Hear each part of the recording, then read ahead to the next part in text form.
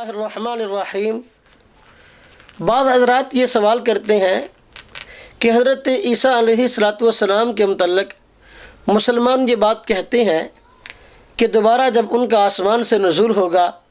تو جامع مسجد دمشق میں نازل ہوں گے، نماز ادا فرمائیں گے، تو اس کے بعد سب سے پہلا کام جو حضرت عیسیٰ علیہ السلام کریں گے وہ دجال کا قتل ہے۔ دجال کو قتل حضرت عیسیٰ علیہ السلام کیوں کریں گے؟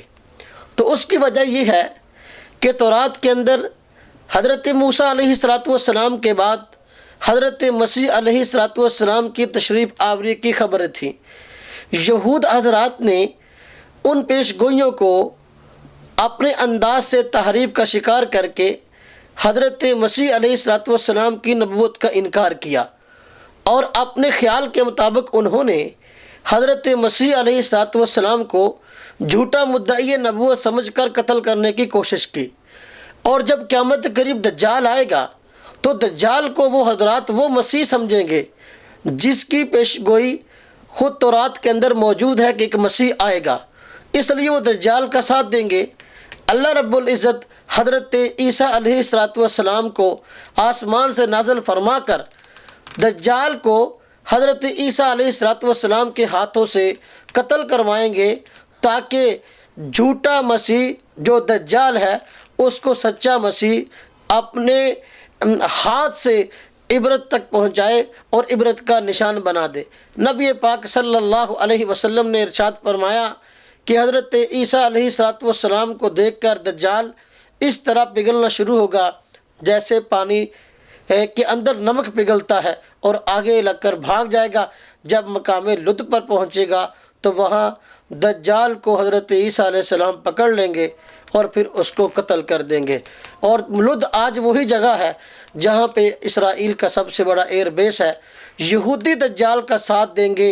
وہ مسیح سمجھ کر جس کی تورات میں خبر اور پیش گوئی موجود تھی، اور حضرت مسیح چونکہ سچے مسیح ہیں تورات والے، وہ اس کو قتل اس لیے کریں گے کہ یہ جھوٹا مدعی مسیحیت ہوگا، اور یہ یہود کے ساتھ بھی جنگ ہوگی اور یہود کو بھی قتل کیا جائے گا، کیونکہ یہ جھوٹے مسیح کے حواری ہوں گے اور اس کا ساتھ دینے والے ہوں گے اور سچے مسیح کے خلاف پراپیگنڈا کرنے والے ہوں گے۔ حضرت عیسیٰ علیہ السلام کے نزول کے حوالے سے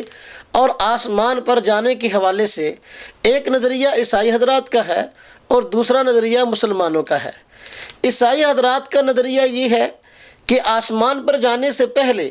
حضرت عیسیٰ علیہ السلام کے ساتھ بہت نازیبا حرکات کی گئی، ان کے کپڑے اتارے گئے، ان کو تھپڑ مارے گئے، کانٹوں والا تاج پہنایا گیا، ان کے منہ پر تھوکا گیا، ان کو گلیوں میں گھسیٹا گیا۔ بائبل ان تمام باتوں کی وضاحت کرتی ہے۔ اس کے بعد ان کو سولی چڑھا دیا گیا،